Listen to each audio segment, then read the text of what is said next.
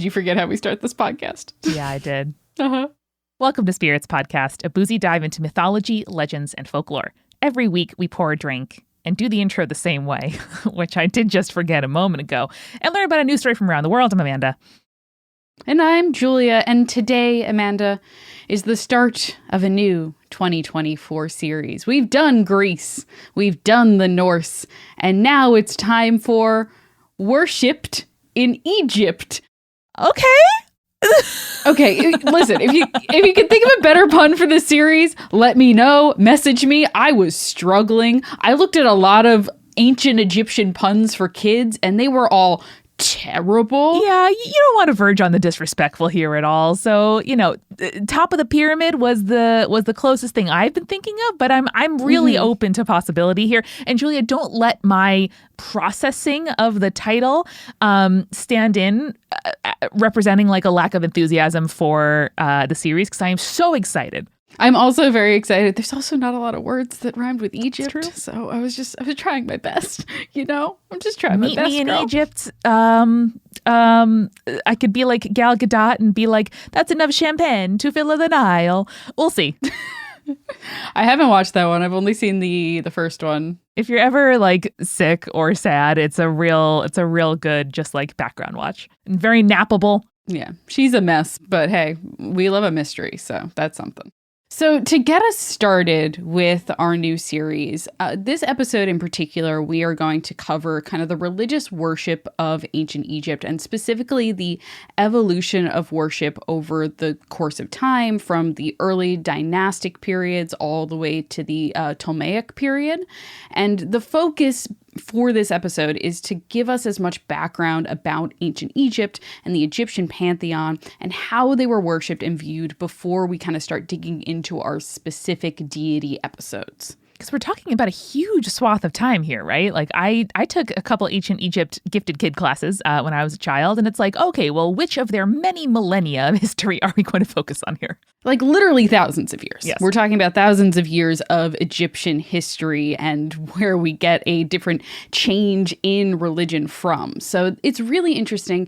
And I think that to begin with, I want to first let you know that like ancient Egypt is probably one of the most populous and complex pantheons that we've ever discussed on the show. So depending on the source, we can safely say that there are over 2,000 gods in the Egyptian pantheon, with about 1,500 of them having names. Wow, that is so many. Yes, that is a lot. It's a gosh. lot. Obviously, we're not going to do over 2,000 episodes or even 15,000 episodes on this topic. But I think it's like really important to know that both we have a lot of gods in this pantheon, and also a lot of these gods change and morph over time. And a lot of the reason we have so many of these is because the gods have evolved throughout Egyptian history. And the fact that many of these individual gods have either like a main association or a form, but have changed and been synchronized over time. So a lot of this is also going to be talking about how we know what we know about the ancient Egyptian pantheon. And a big part of what we know now is because the ancient Egyptians believed that the gods were very present in the world, influencing events, like actually having a hand in historical events. And as such, like religious rites were very important and fairly well preserved. We'll talk a little bit about how well preserved and in what style they were preserved. But this gives us a shape and idea of who the gods were and how they were interacted with. Amazing. I love a little sprinkling of like historiography on top of our Spirits episodes, and I am stoked for this whole series. There's going to be a lot of historiography in this episode, I'll tell you right now. We're going to talk a lot about the history of ancient Egypt, but we're not going to talk a lot about, in this episode at least, actual stories that make up the mythology of ancient Egypt in the way that we've talked about the mythology of ancient Greece and of the Norse. Because this is more about how we know what we know and not about the actual stories themselves, which is what the rest of the series will be about. It's just this one in particular, we are going to be doing why we know it. Let's lay the foundations. Let's get metatextual, baby. Always read the preface. Julia, when I was a little kid, young scholar, I'd skip that preface. Now I'm like, no, give me that amuse-bouche. Tell me what I'm meant to know. Tell me what I'm going to learn, please. Before we get to talk about the history of ancient Egypt, let's talk about the gods and how the ancient Egyptians viewed the world. So as we start to discuss gods in later episodes, I want to establish something about the appearance of gods, because depictions through hieroglyphics and art is one of the big ways that we kind of know a lot about the pantheon. I mean, that's the first thing I associate with ancient Egypt is like going to the Metropolitan Museum of Art and walking through a beautiful corridor with like sandstone and mummies and, you know, guys with bird heads. Like that's, I think, the popular understanding, at least in my popularity. Well, I'm glad you talked about guys with bird heads because that is very important. The gods of ancient Egypt usually appeared in one of three forms. Either they were humanoid, so like just look like a dude or a lady, animal, or a hybrid of the two, typically a head of an animal and then the body of a human, or vice versa. So while a god might appear in many different kinds within their category, so like Thoth, for example, was both a baboon and an ibis, it was really rare for a god to be depicted as all three forms. So generally, if they had animal qualities, they would be seen as either animal or hybrid, but never fully human. Gotcha. As always, there are exceptions to this. This was kind of the general rule of how they were depicted in art and hieroglyphics. And this is just for depictions, of course, because the ancient Egyptians understood that like the actual corporeal forms of the gods were considered hidden and unknowable. Oh. So while we have these depictions of art, they're not supposed to be the literal depiction of these deities. Okay, that's good to know, especially because I think modernity, looking backward, we assume things are very literal. And we can like, oh, well, you know, based on this thing, like, did, you know, what literally happened or this, you know, we don't remember that people like reused urns and, you know, had metaphor and poetry and art. And all of that, I think, is a really good thing to keep in mind and helps us, you know, restore like humanity and complexity to people in the past. Yeah, I think that oftentimes we assume that early people in general, doesn't matter where in the world, but early people in general were very literal with their depictions. But no, they were just as capable of nuance and artistry and poetry as we are today.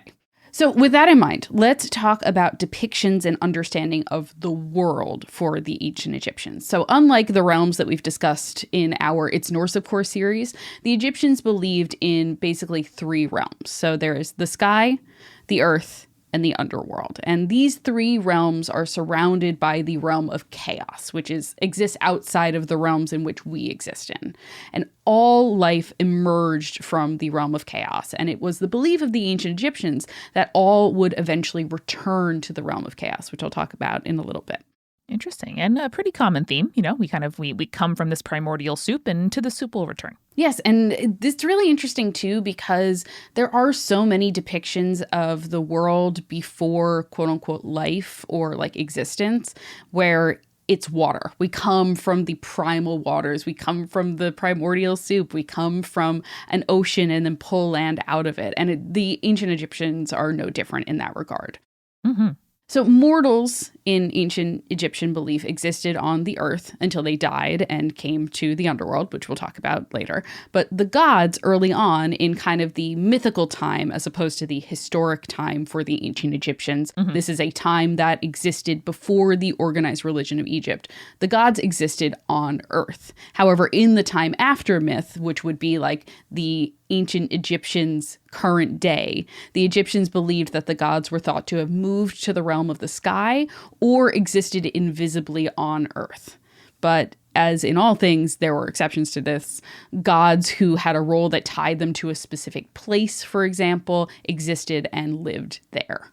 Yeah, it's also worth noting that when I talk about the realm of the sky, this isn't like the halls of the gods in Norse mythology or like Mount Olympus for the Greeks. There's no like singular place where the gods live in the sky. It's just like they simply exist in the realm of the sky. So it's not like, you know, a physical place where you can point and like they're all there, but they're sort of like up there doing whatever in ways that we can't see. Yeah, I think it's very similar to the idea of like the heavens. If we're like kind of thinking of the early Christian or like even the Greek versions of like you have like this realm and this realm and this realm and they're all like above each other in different layers. Like a soil diagram. Yes, the sky is just the layer there in which the gods exist. Cool. So we've talked about the earth, we've talked about the sky. Let's talk about the underworld. We've done an episode a while back about the Egyptian underworld, but because it's been a while, I think it's worth a refresher. So I might even actually include a Egyptian underworld revisited episode as part of the series. So stay tuned. That sounds super fun. Yeah. But for now, we should know that the underworld is known as the Duat, and the Egyptians believed there were 12 regions that made up the Duat. And we know this because we found many maps of the Duat drawn to help guide the dead left in tombs, something that we'll talk a lot about later on in the second half of this episode. Hell yeah, dude. And it is in many ways, based on these maps that we have for the dead, very similar to Earth. There are rivers and islands and fields and lakes and caverns, but there are also these otherworldly features that make up the Duat, like lakes of fire and walls of iron and trees of turquoise. Oh my God.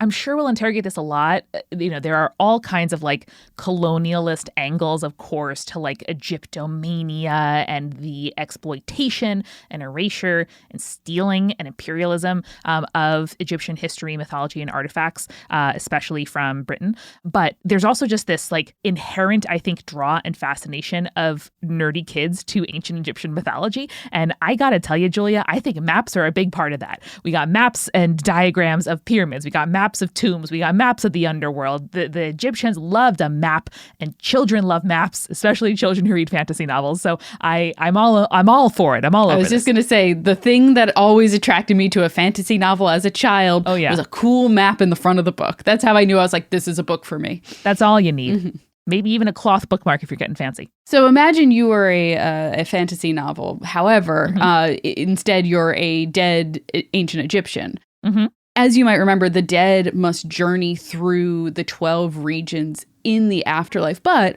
once you passed all of the hazards that occurred along the way, the dead would arrive at the field of reeds, which is known as Aru. And here, that's where you would be judged by the gods, which, we'll talk a little bit more about that in future episodes, I promise.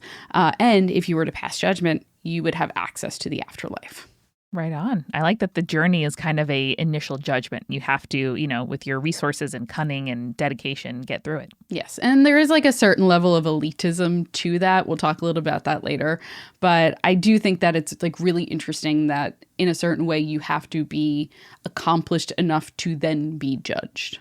Oh, yeah. I imagine I know there was a whole kind of, death economy to resource your loved ones. But I'm very excited to learn more about this ritual. And Julia, may I just say, the Duat sounds like a cool dance. It does. The kids were really into around rock and roll. Mm-hmm. I like that. I'm into it.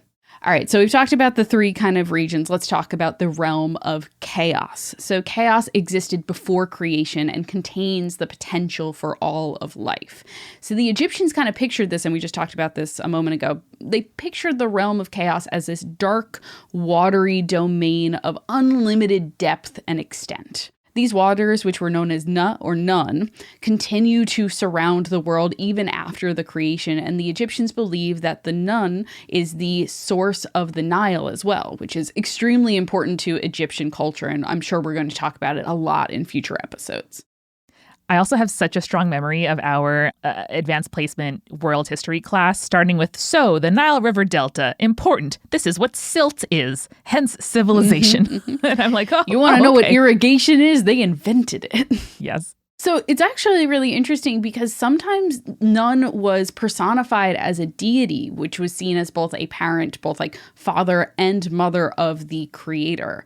And additionally, after the creation, qualities of this kind of primordial state of chaos, such as darkness, etc., were seen as having a consciousness and became a group of deities that were known as the Eight, who had qualities similar to reptiles and amphibians, which of course makes a lot of sense given the origins from these primordial waters of chaos.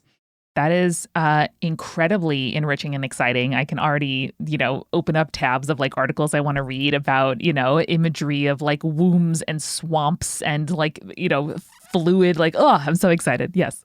It's really cool. So these like amphibial reptilian 8 were beings that had to join forces in order to shape the creator, or in some versions were the early version of the creator themselves. However, in order to become or make the creator, they had to either change in like sort of a metamorphosis sort of way, or had to die in order to give their power to the creator. Julia, I may be mistaken, but I don't remember like a creator figure in Egyptian mythology. Do I just have like a huge blind spot in this like cosmology? Yes and no. So you'll notice I'm not using a proper name for the creator. And a lot of that has to do with the fact that different times believed that there were different creator gods. Some say it was Nun themselves. Some say it's Atum. But we'll get there eventually in kind of exploring the deeper elements of the creation myth and stuff like that. Cool. But what we do know is that the end of the world will probably come about because of either quarrels among the gods or the rebellions by humanity. Regardless as to why it happens, we know that the ancient Egyptians believed that the creator would become tired of existence and would subsume the world back into the primordial waters of chaos. Highly relatable. And basically that's composting, and I'm in favor of it. Yes, exactly. And this is also really important because time is something that is super important for us to discuss to better understand the Egyptian pantheon, because the mythical story of Egypt is divided into 7 stages. We have chaos, aka pre-creation. We have the emergence of the creator, the actual creation of the world and its inhabitants, the reign of the sun god, something we'll talk about later, the period of direct rule by other deities, the period of rule by the semi-divine kings, which is the like actual historical part of Egyptian history for the ancient Egyptians, and then the return to chaos, which is not something that has happened yet. Fun. We love an unwritten chapter. Yes. And as you can imagine, your average ancient Egyptian existed during this period of time, which was the rule of the semi-divine kings. So there was, as kind of laid out by the religion of ancient Egypt, a time in which there were gods on earth among the people, but that time had largely passed by the time history was starting to be recorded by the ancient Egyptians. So that's like really important to know, is like, this is the period of time that the religion of ancient Egypt is being practiced. But they truly believed that there was a time in which the gods were on earth with humans and interacting with them. Heard. Yes. And it's interesting because there's also like isn't an obvious delineation of that period. The ancient Egyptians believed that there was still a chance that gods would and could appear on earth. It's just like they weren't doing it as often as they did in the past. I mean, that makes sense. Like, hey, animals used to be bigger, trees used to be bigger, gods used to walk the earth. And, you know, here we are now in our sort of mortal era. Yes, exactly. And that being said, we can see that Egyptian cosmology is cyclical. So it's kind of no surprise that the Egyptians saw human life as similarly cyclical, just on a smaller scale. So you have for an Egyptian person, birth, life, death, afterlife, and then rebirth. And, you know, we talked about this briefly, and we sometimes jokingly referred to the fact that the Egyptians were, quote unquote, obsessed with death, which, like, to some extent is true. But it's also like the way that kids are kind of obsessed with what they're going to be like when they grow up, or like what adulthood is going to look like for them, because death was, to the Egyptians, another phase of life that they just didn't know a ton about. Yeah, I think that's a really valuable point. Like, it's not fair to say they were obsessed with death. I think they, you know, at least from what you're describing now, plan for it and sort of understand and accept it and devote resources to it as another part of a journey that a being or family or, you know, a people will take. The reason we think of like, we think Egyptians and we think of death and the afterlife, part of the reason is because, and we'll get to this in the second half of the episode, most of the written stuff that we have, most of the texts that we have that survive to modernity from ancient Egypt, they're all related to death. And there's a really good reason why that is. And I'll tell you about it a little bit after our refill. But I wanted to say, like, there's a reason behind that. It's not just like, oh, yeah, it was just a death-focused culture. It wasn't. It's just that's what we have information about still. No, exactly. And like if people were to, you know, go through like my recycling, they'd be like, damn, this girl's obsessed with, you know, cold brew concentrate and egg cartons. And like, I mean, yeah, but also if all that's left for you to look at, from this far vantage point of the future, it's going to skew our perceptions just what was important to them. Whereas there's lots of stuff that isn't necessarily as documented, preserved, made official, that'll skew our perception. So again, very basics, I'm sure, for like all students of history out here, but I love that I get to remind myself as a layperson and enthusiast of history about all this stuff. Yeah. And you know what, like at the end of the day, death was extremely important in the culture of ancient Egypt and the Egyptian religion. And to that point, that is why we have the resources that we have, because Egyptians took very good care of the tombs of the dead. It was to make sure that you had everything that you needed in this new part of your life, like sending your kid off to college with only like the best things so that they, don't get homesick or whatever. And as we discussed before, afterlife and rebirth were not these guaranteed things. Like you had the journey through the Duat and the judgment there before you could move on to the field of reeds and like really enjoy your afterlife. And I really like how researcher Sally put it in her notes. She said, your things that were left with you in the afterlife would be waiting for you in the field of reeds, assuming you were to make it there, sort of like a valet service. Oh, so cute. Like you checked into the hotel early. They're like, oh, we'll store your luggage for you. And then when your room is ready, they bring it up to you. Yeah. Or like when you go on a cruise and they're just like, we'll take your bags. And then, in 2 hours, your bags will be in your room. And you're like, great, incredible. That's so easy. I'm going to go get a soft serve and some cocktails over on the veranda. The last thing that I wanted to note, and this is kind of very important, is that the ancient Egyptians had no official holy book that we know of. The relationships between deities, as well as between mortals and deities, was never really a fixed thing, but rather something that changed often over time and developed over thousands of years in ancient Egypt. And as such, there was never really like this kind of quote unquote authorized version of the religious stories and beliefs, and very few treatments of mythology that have survived to modernity. So what we do have is a very laboriously pieced together through a variety of different sources. And as such, tends to vary depending on the source, because Egyptologists, a lot of this stuff is just from like the 18th century British people stealing stuff and then being like, this is what I think this means, and not necessarily super accurate to what was likely the case. So there's Talmud, no Torah. Very clear to me. So what we do have are three main sources that are often quoted and pulled from. We have the pyramid texts, we have the coffin texts, and we have perhaps what is the most well-known, which is the funerary texts, which include the Book of the Dead. Which I have definitely seen copies of in museums. Yes, and of course, these are not the only sources that we have. They are just the main ones. But what we do have are sources from the various periods, dynasties, and kingdoms of ancient Egypt. And we will get to those, Amanda, just as soon as we grab a refill. Let's do it. Hey, it's Julia, and welcome to the Midroll. Of course, we have to start by thanking our newest patrons. Thank you so much to Paige, Pat, Lindsay, Katie, and Jennifer for joining us here on the Patreon.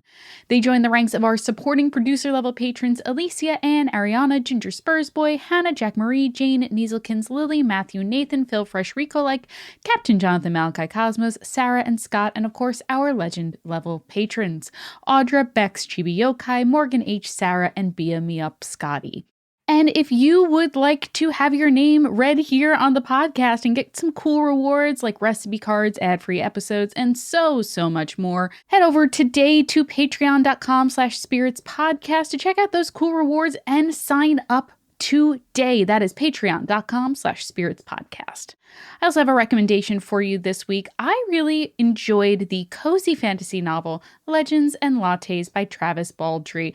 I like cozy novels in general. I think we should have more like genre cozy novels as a whole. I'm a huge fan of the Wayfarer series, and Legends and Lattes kind of scratched the same itch that those books did, and so check that out. That's Legends and Lattes by Travis Baldree. And of course, have you ever wondered what life would be like on a planet different from our own, or how writers create your favorite fictional worlds? Well, wonder no more, because Exolore has the facts for you. Every other week, astrophysicist / folklorist Dr. Moya McTeer explores fictional worlds by building them with a panel of expert guests, interviewing professional world builders, or reviewing the merits of worlds that have already been built. You will learn, you will laugh, and you will gain an appreciation for how special our planet, the planet Earth, really is. You can subscribe today by searching Exolore in your podcast app or going to exolorepod.com. This episode of Spirits is brought to you by Wildgrain, and Wildgrain is the first ever bake from frozen subscription box for sourdough breads, fresh pastas, and artisanal pastries. Every item bakes from frozen in 25 minutes or less with no thawing required. And the team at Wildgrain just sent me a new box. Some super delicious stuff in there. I am kind of obsessed with their giant chocolate chip cookies right now. They are amazing. And they have this walnut bread that Jake made the other weekend that is to die for. It's like a little bit sweet, kind of savory, and we put a little like herbed butter on top of it, and it was the perfect breakfast accompaniment ever. It was so freaking good. And now you can fully customize your Wildgrain box so you can get any combination of bread, pasta, or pastries that you like. So if you want a box of all bread, all pasta, or all pastry, you can have it. Plus, for a limited time, you can get $30 off your first box, plus free croissants in every box when you go to wildgrain.com/spirits to start your subscription. You heard me. Free croissants in every box and $30 off your first box when you go to wildgrain.com/spirits. That's wildgrain.com/spirits, or you can use the promo code SPIRITS at checkout. And finally, this episode is sponsored by BetterHelp. So here's the thing. What are some things that you want to keep the same about yourself and your life in 2024? Do you think you're like already crushing it? Hey, that's awesome. If you think you're already crushing 2024, I am so proud of you. That is amazing. So instead of thinking new year, new you, let's think the opposite, because around New Year's, we kind of get obsessed with how to change ourselves instead of expanding on what we're already doing right. And I know that when I'm talking to my therapist, it's always for me about building up the areas that I know that I have already been working so hard at. And I know that there's room for improvement, but at the same time, I don't need to like start from scratch. I don't need to like create an entirely new and different cycle for myself. I can just work on the things that I know I can work on and the things that I already like about myself. And that is something that I utilize my therapist for all of the time, and I'm so glad that I do it. And if you're thinking of starting therapy, give BetterHelp a try. It's entirely online, designed to be convenient, flexible, and suited to your schedule. Just fill out a brief questionnaire to get matched with a licensed therapist and switch therapists anytime for no additional charge. So celebrate the progress you've made already. Visit betterhelp.com/spirits today to get 10% off your first month. That's BetterHelp, HELP.com/spirits. And now let's get back to the show.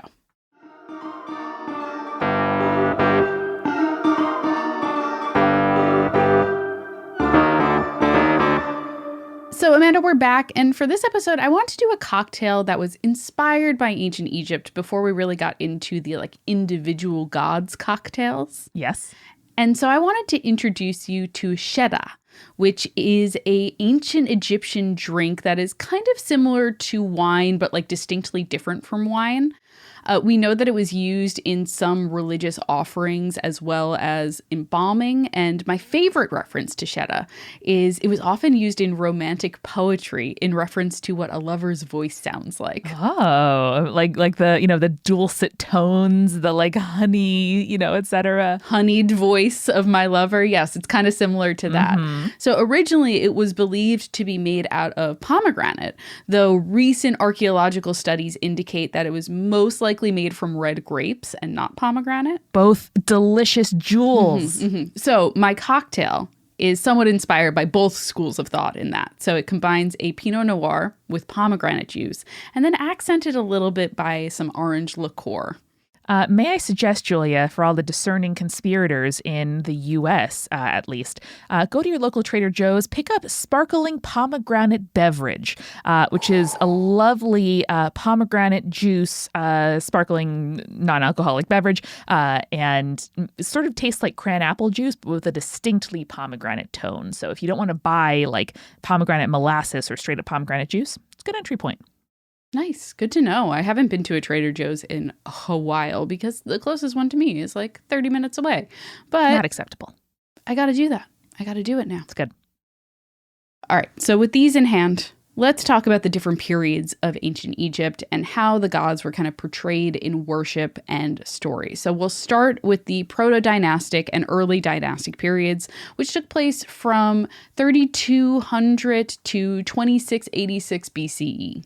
So for folks who may have, been a little disoriented during history class, imagine the timeline, and there's a dot in the center, and that's the year 0 CE. To the left, as we move away from the year 0, the numbers get longer, and to the right, as we move away, numbers get longer. So We're going to talk about the bigger number first, which is unusual and weird, and if you find that a little discombobulating, you're not alone. Also, everything that we're going to be talking about in this is BCE and not CE. So think the bigger the number, further away from where we're at. Bye-bye. Farewell. You're standing on the 0 mark going ta-ta because it's far away.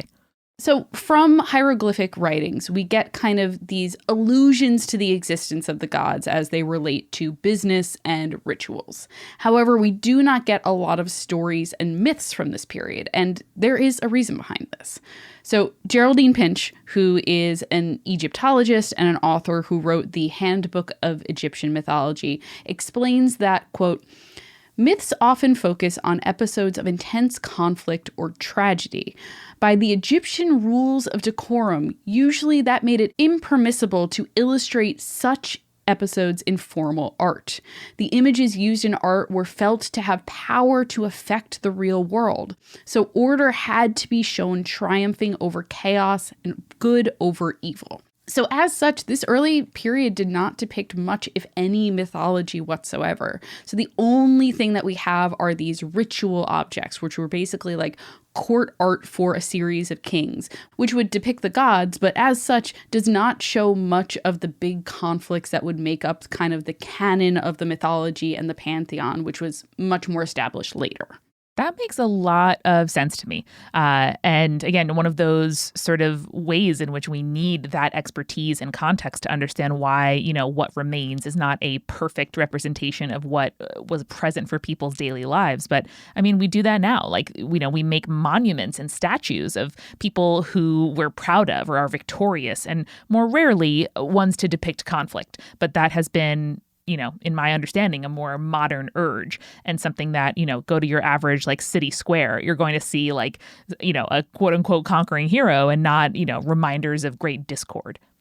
Right. And so this period of time was much more focused on like the gods' association with day-to-day life. So like business and rituals that might be done in terms of religion and stuff like that. But we weren't getting like stories about the gods. We weren't getting real like depictions of like who they were and like what their personalities might be.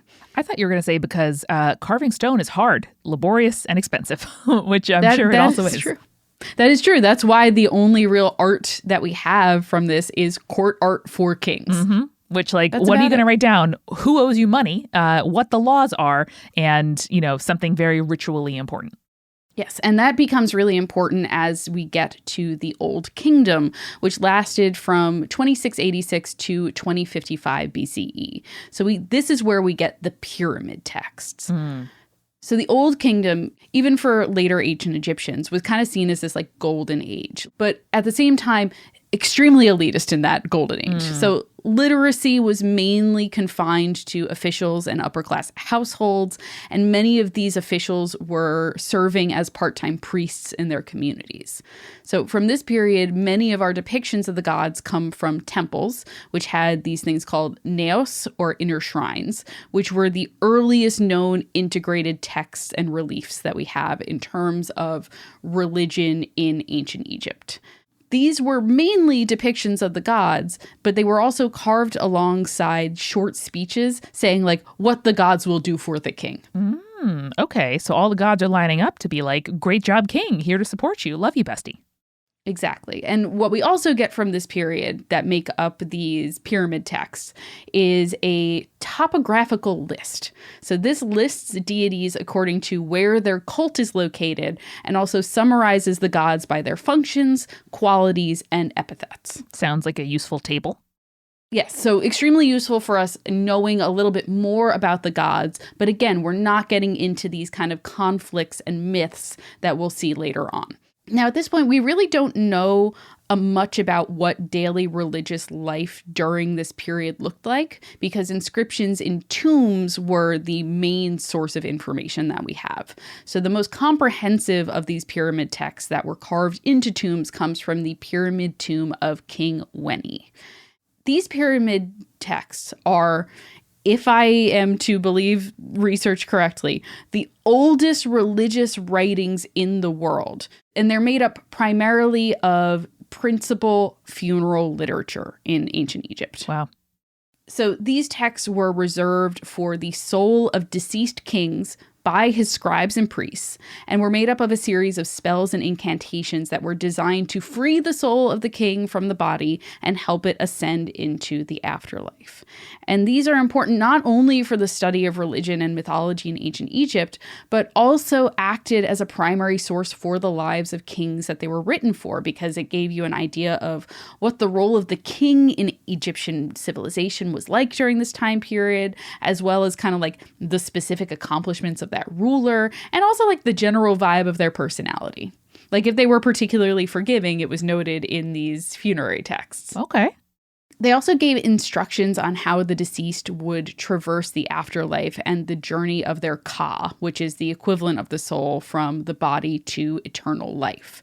And a ruler also had the ability to live an eternal life among the, quote, imperishable stars, meaning basically they were able to live a life among the gods in their afterlife. Lovely. And right away tying, divine right to rule with the ruling family. Yes, because the gods were like literal god kings in this period of ancient Egypt. And that's like extremely important to keep in mind as we kind of go through the history until we get really to like the Ptolemaic period. Can't wait. The pyramid texts are also really interesting. The pyramid texts themselves make reference to over 200 different gods and goddesses. But again, they only like allude to events in mythology or these like iconic moments that basically are all about harmony, restoration, stability, and order. Again, we can't have stories about chaos or conflict. It has to be about the harmony and restoration and stability and order. Like the Christmas specials of sitcoms. I'm getting that kind of vibe. Exactly. So like, for example, in one of these pyramid texts, Thoth, as the god of wisdom and writing, would be invoked to help the king be wise, Or like stories like the contentions between Horus and Set would be alluded to in order to remind the king about like the gods and their goodwill. I see. Like there was once contention, but now we're all fine. Exactly. And the pyramid texts are also really important for the greater cosmology as a whole, because they are the first written reference to the god Osiris, who is the king of the dead, and our first reference to the judgment of the soul in the afterlife. Wow. Extremely important. And very early on that we're talking about those, even though we're not talking about like really how Osiris came to be king of the dead, why the judgment is happening, et cetera, et cetera. But evidence that it was important then and is still important now. Exactly. And so after the pyramid texts, we get to the Middle Kingdom, which is from 2055 to 1550 BCE, and the coffin texts. So while the inscriptions in royal tombs defined the pyramid texts in the Old Kingdom, the Middle Kingdom featured more coffins of like officials and other members of the elite, which were sometimes painted with texts or scenes. Now, the coffin texts remain our kind of primary source of this period because many of the temples to deities from this time did not survive, and the inscriptions in the royal tombs kind of became less prominent during the Middle Kingdom. So the coffin texts are similar to the pyramid texts in terms of being a collection of spells and incantations and religious writings to help the deceased navigate the afterlife. But again, they were no longer specifically for these kind of god kings, right? The most prominent part of the coffin of texts is the Book of Two Ways, which kind of gives us the first example of the cosmography of ancient Egypt. So these are like where we get those maps of the afterlife and the best ways to kind of avoid the dangers of that journey. New favorite word, cosmography. I know, it's really good, right? That's really good.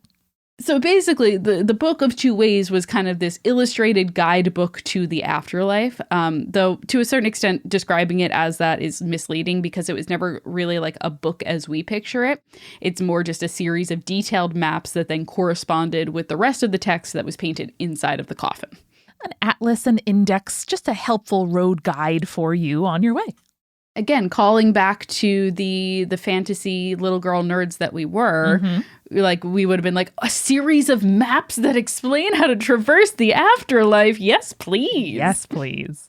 Now, the coffin texts kind of show this significant cultural and religious shift from the Old Kingdom to the Middle Kingdom.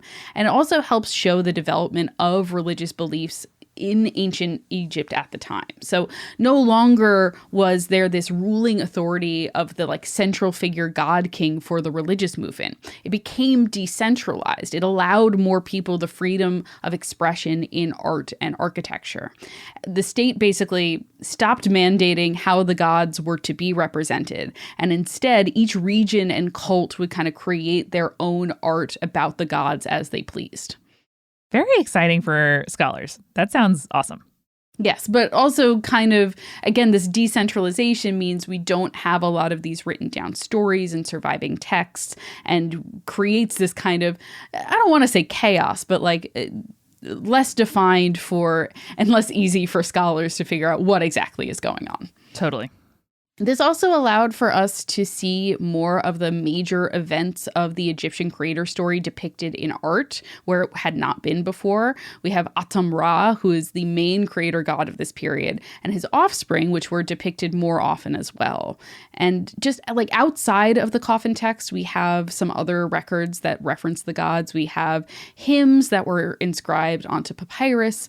We have other popular surviving texts, like the one where there's a series that's basically like fathers imparting wisdoms to their sons about the right way to behave, but also the way that humanity has to act in relation to the gods. Wow, very helpful. A real Polonius situation.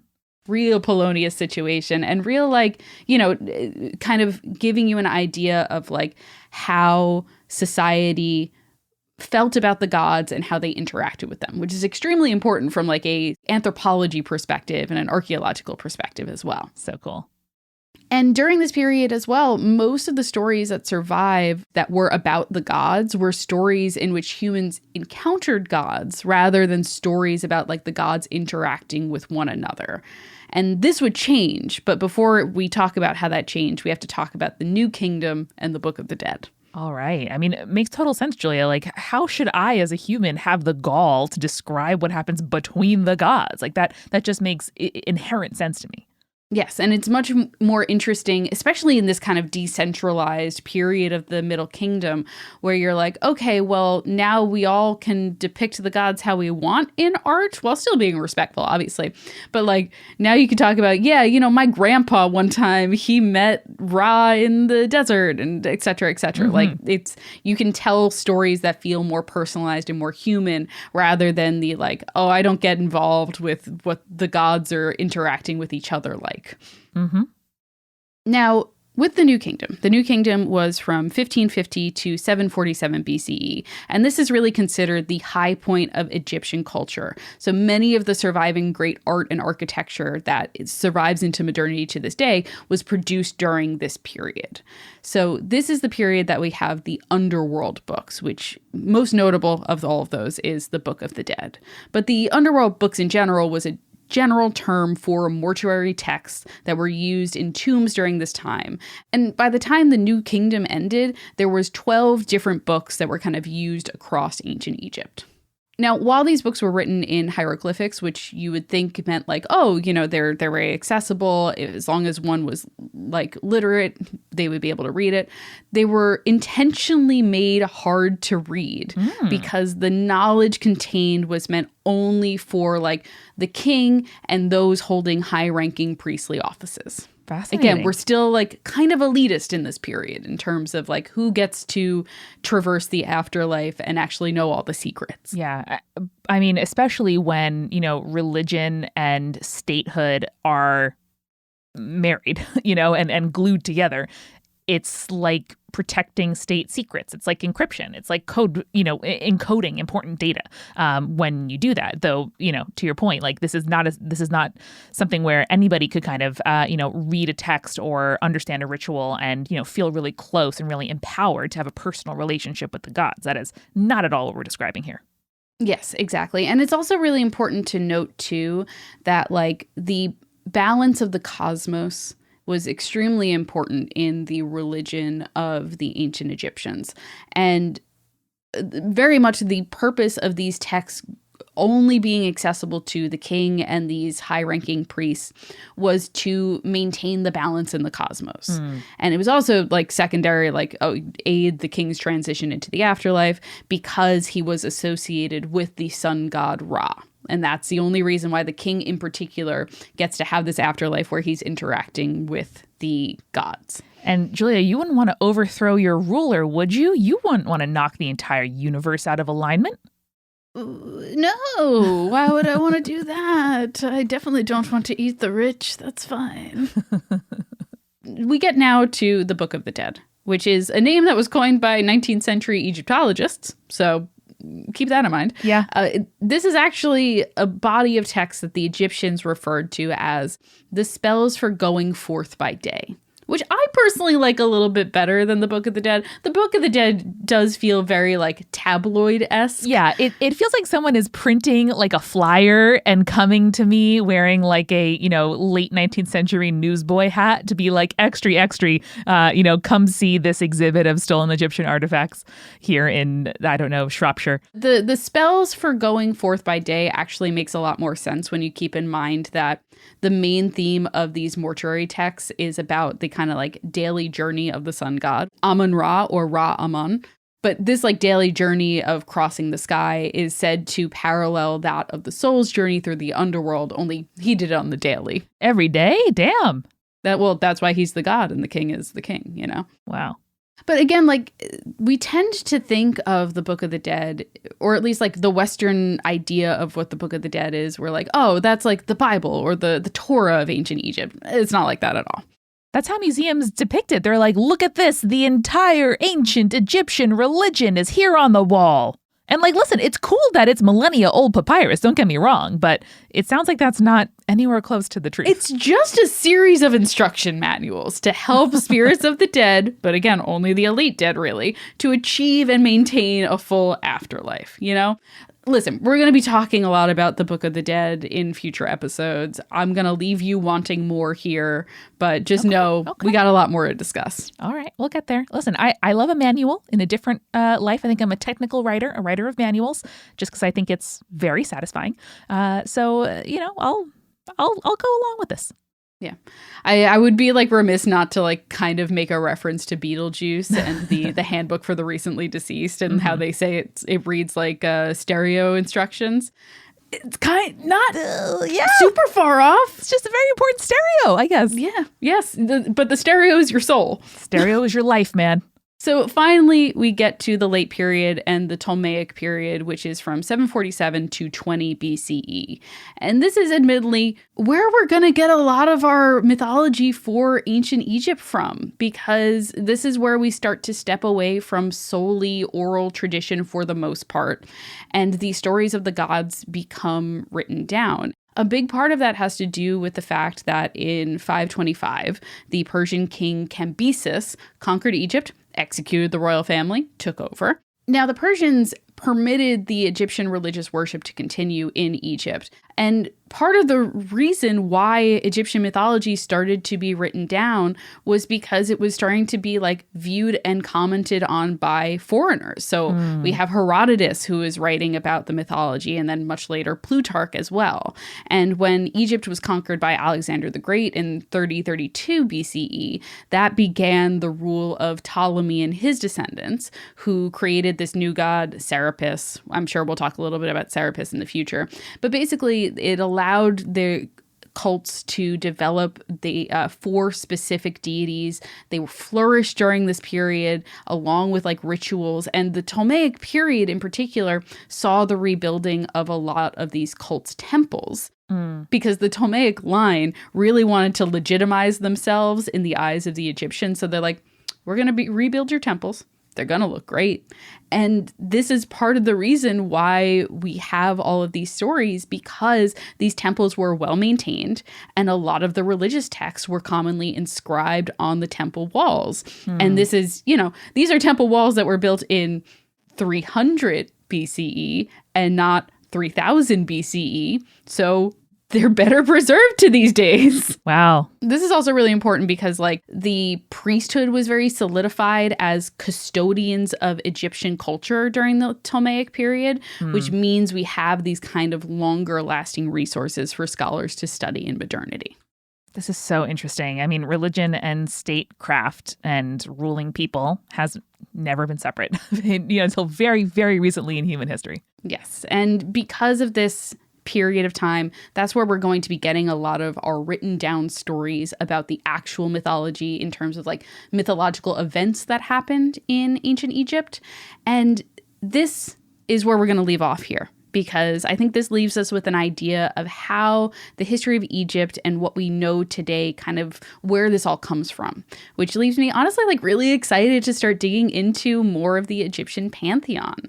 For our listeners, for you, Amanda, if there is anything that you definitely want to hear more about in this series, or that you want to specifically hear about in this series, let me know. I think we're definitely going to be revisiting some topics that we've talked about in previous episodes, but through like new lenses or like further expanded now that we like have some time to really focus in on them. So I'm really excited to kind of start this series off with a historic bang. I am excited too. This was awesome. Well done, Julia. Well done, researcher Sally. I can't wait. And yeah, we'll be visiting our Ancient Egypt series, accepting name recommendations on social at Spirits Podcast or spiritspodcast@gmail.com, roughly once a month, interspersed with our other episodes of guests, roundups, tropes, our solo episodes with me and Julia. So I am stoked to start 2024 out on a pyramid-shaped, let's say, instruction manual filled, very like harmonious note. I agree. And next time that you are emerging from the primordial waters of chaos, stay creepy. Stay cool.